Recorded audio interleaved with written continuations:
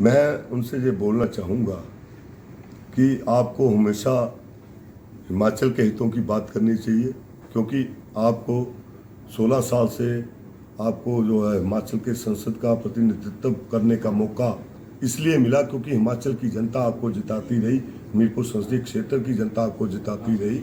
और अब तो जो हमने जो है ओल्ड पेंशन स्कीम को लागू कर दिया है और हमारा एनपीएस का पैसा जो 9,000 करोड़ के आसपास बनता है वो केंद्र के पास है। तो मैं उनसे ये सवाल करता हूँ या उनको ये बोलना चाहता हूँ कि आप प्रेस में आकर आप अपने मैनिफेस्टो में इस चीज़ का वायदा करेंगे कि हिमाचल प्रदेश का 9,000 करोड़ रुपए का पैसा जो कर्मचारियों का है और हिमाचल प्रदेश का है उसको वापस लाएंगे। ये मेरा उनसे सवाल है, क्योंकि आपकी जिम्मेवारी हिमाचल प्रदेश के प्रति होनी चाहिए।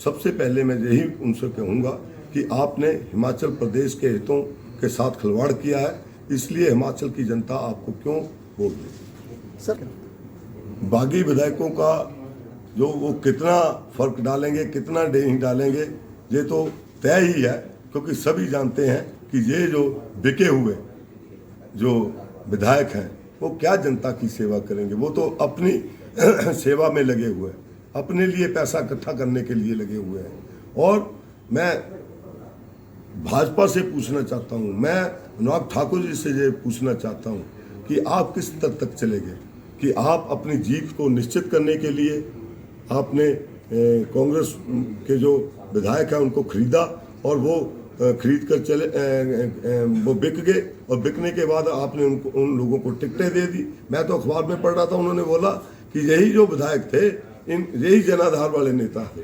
तो मैं उनसे पूछना चाहता हूँ, क्या धवाला जी जनाधार वाले नेता नहीं थे? क्या जो बिंदर कमल जी जो 4-5 बार कुटलैहड़ से जीते वो जनाधार वाले नेता नहीं थे?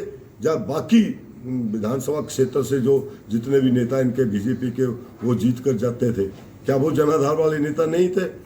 इसका मतलब बीजेपी के पास जनाधार वाले नेता नहीं है, वो कांग्रेस के जनाधार वाले नेताओं को खरीद कर अपनी पार्टी में जगह दे रहे हैं।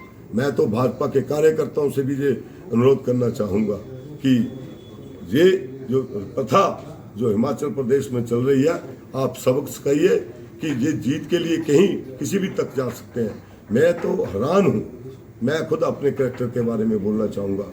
अगर मेरे पिताजी के मामले में किसी ने ऐसे शब्द बोले होते तो मैं उसको कभी गले नहीं लगाता। आपने अपनी जीत के लिए राणा जी को गले लगा लिया और आपने वो दिन भूल गए जब धूमल जी को क्या क्या नहीं बोला अनुराग ठाकुर जी ने। और इतनी भूख जो सत्ता की है ये कहाँ तक जाएगी।